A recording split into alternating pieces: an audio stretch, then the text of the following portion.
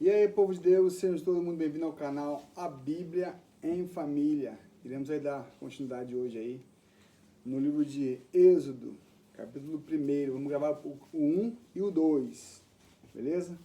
Lembrando a vocês, deixa eu para vocês uma deixa aí muito rápida, muito breve aí.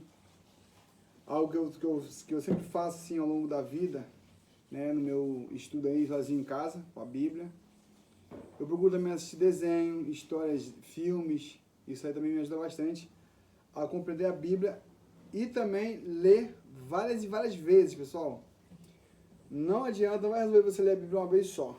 Você tem que ler uma vez, ou se você ler ela uma vez aí tiver dúvida, você volta, lê novamente, assistiu o vídeo, tem dúvida? Assiste o vídeo de novo, pega a Bíblia, dá uma conferida, que Deus vai te dar certamente entendimento, discernimento e você vai conseguir aí, em nome de Jesus, interpretar a Bíblia, beleza?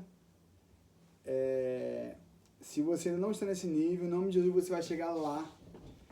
Até mesmo porque, né, você tem dentro de você aí a sabedoria do nosso Criador, do nosso Deus. Então, bora pro vídeo. Os sofrimentos dos filhos de Israel. Aqui em Êxodo começa a história do povo de Israel lá no Egito e a sua escravidão. São estes, portanto, os nomes dos filhos de Jacó que foram com ele para o Egito, cada um com sua respectiva família. Rubem, Simeão, Levi, Judá, Isacar, Zebulão e Benjamim, Dan, Naftali, Gade e Asser. São os 12 filhos de Jacó, que são as 12 tribos de Israel. Ao todo, o grupo de descendentes de Jacó ultrapassava 70 pessoas. José, no entanto, já estava no Egito. Com o passar do tempo, morreram José, todos os seus irmãos e todos daquela geração. Os filhos de Israel foram fecundos. Os filhos de Israel foram fecundos e se multiplicaram, tornaram-se cada vez mais numerosos e poderosos, a tal ponto que o país ficou repleto deles. Aqui, no próximo capítulo, tem um subtítulo: A opressão do Egito. Êxodo capítulo 1, versículo 8. Levantou-se sobre o Egito um novo rei que não conhecia nada sobre a vida de José. Né? Se você olhar aí no começo, aí se você chegou agora no canal, seja bem-vindo. Eu vou pedir para você poder voltar lá no começo dos vídeos lá e conferir a história da Bíblia, de Gênesis 1 até Gênesis 50, para você começar a compreender a história da Bíblia, beleza? Gente, não é difícil, é super fácil. Então proclamou ele ao seu povo: Eis que o povo dos filhos de Israel tornou-se mais numeroso e mais poderoso do que nós, né? Vinde, tomemos sábias medidas, a fim de impedir que ele cresça ainda mais. Pois, do contrário, em caso de guerra, aumentará o número dos nossos adversários, né? E combaterá contra nós, para depois deixar nosso país assolado. Sendo assim, impuseram a Israel, né, ao povo de Israel, inspetores de obras para tornar-lhes dura a vida com trabalhos que exigiam. Foi assim que construíram para o faraó as cidades, armazéns de Pitom e de Ramessés. Contudo, quanto mais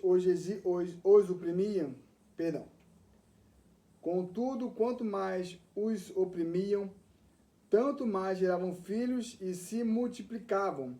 E os egípcios preocupavam-se por causa dos muitos descendentes, né, de Israel. Os egípcios obrigavam os filhos de Israel ao trabalho e tornavam-lhe extenuante e amarga a vida com duros serviços, a preparação da argila, a fabricação de tijolos, vários trabalhos nos campos e toda espécie de tarefas que os obrigavam a realizar. Capítulo 1, versículo 15, aqui tem um subtítulo: A ordem do rei às parteiras. O rei do Egito ordenou às parteiras dos hebreus, né, do povo de Israel, das quais uma se chamava Sifrá e a outra Pua. Quando ajudardes as hebreias a dar à luz, observai o sexo das crianças. Se for menino, matai-o. Se for menina, deixai-a viver. Essa aqui era a ordem do rei do Egito, né, de Faraó. As parteiras, porém, temeram a Deus e não fizeram o que o rei do Egito lhes havia mandado. Pelo contrário, deixaram que os meninos vivessem. Assim, pois, o rei do Egito chamou as parteiras e interrogou-as. Por que agiste desse modo e deixaste os meninos viverem?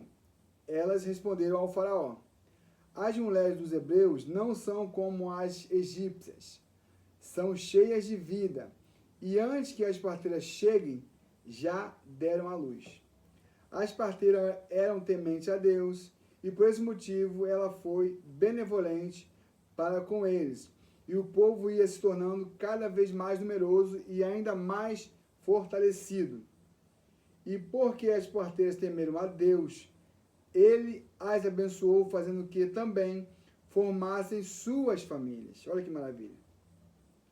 Certo dia, entretanto, ordenou o Faraó a todo o seu povo, a todos os meninos que nascessem aos hebreus, lançareis no rio, mas a todas as meninas deixareis viver. Aqui nós finalizamos o capítulo 1 de Êxodo e vamos entrar no capítulo 2. Aqui tem um subtítulo: Nasce Moisés, o libertador. Certo homem da tribo de Levi foi tomar por esposa uma descendente também de Levi. Aqui nós estamos falando do pai de Moisés, ao qual concedeu e deu à luz um menino.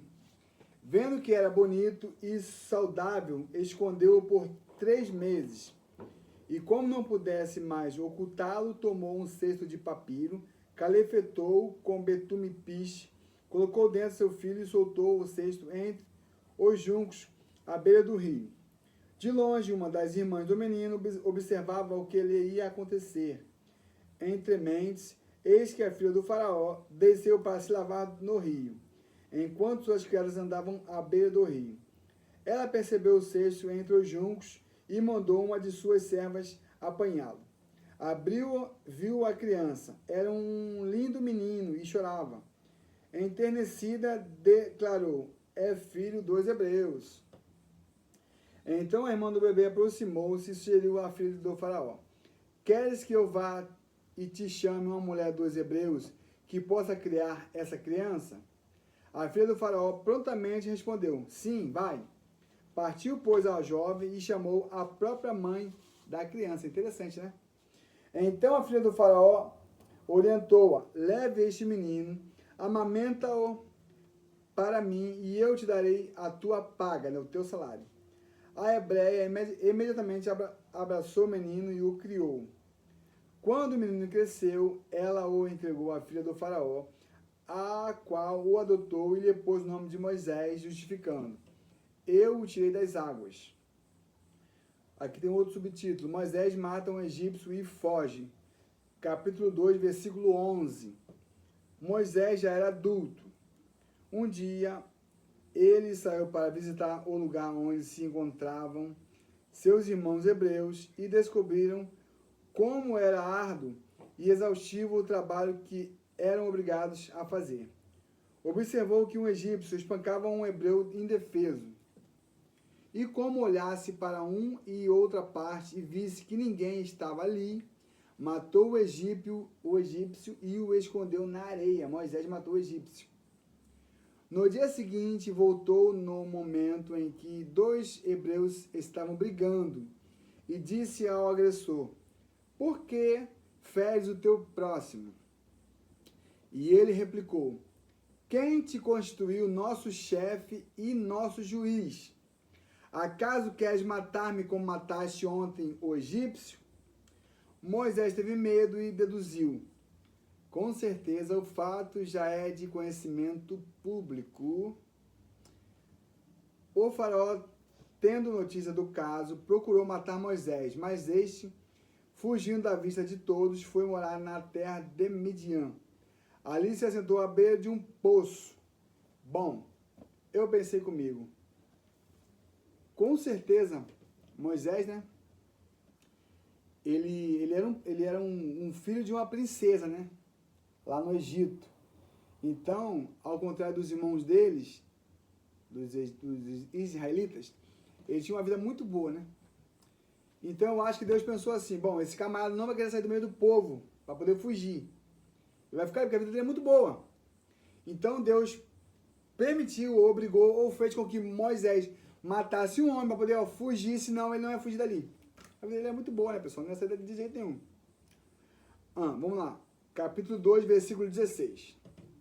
Ora, um sacerdote de Midian tinha 7 filhas.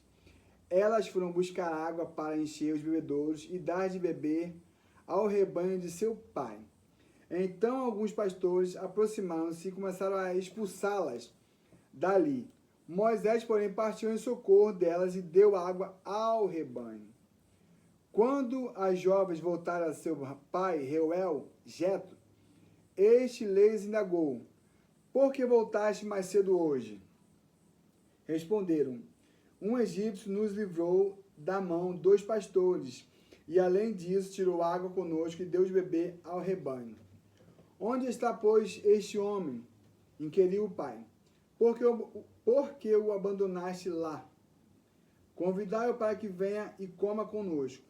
Então Moisés aceitou o convite e concordou alegremente também em morar na casa daquele homem. Este lhe deu por esposa sua filha Zípora. Ela deu à luz um menino, a quem Moisés deu o nome de Gerson, justificando: sou imigrante em terra estrangeira. Muito tempo depois se passou, depois disso, morreu o rei do Egito. Os israelitas gemiam e rogavam por socorro divino, debaixo de uma escravidão, e seu clamor subiu até Deus. Aqui eu entendo, pessoal, que sempre havia alguém orando em clamor a Deus, como existe até no dia de hoje, né? É muito necessário, gente, a oração, né? A pessoa assim, que é crente, ela tem um conjunto de qualidades, né? Ou de coisas a fazer. Por exemplo, ler a Bíblia, orar, jejuar, se consagrar, ser santo, beleza? É algo que antigamente eu achava que era difícil, mas hoje eu vejo que é possível. Não você mesmo, mas sim com a ajuda do Espírito Santo. Ele nos auxilia a nós conseguirmos algo que nós mesmos, seres humanos, não conseguiríamos, mas Deus, o próprio Deus, o Pai, o Filho e o Espírito Santo nos ajuda. E com isso nós iremos conseguir. Capítulo 2, versículo 24. Ouvindo Deus o lamento do povo e lembrou-se da aliança que fizera com Abraão, Isaque e Jacó, Deus observou a vida dos israelitas e contemplou a situação deles. Bom, até aqui nós finalizamos o capítulo 1 de Êxodo e também o capítulo 2, né? Se você não conferiu todos os vídeos, volte lá, por favor, para você poder conferir, você vai gostar. E você vai conseguir ler a Bíblia em apenas um ano.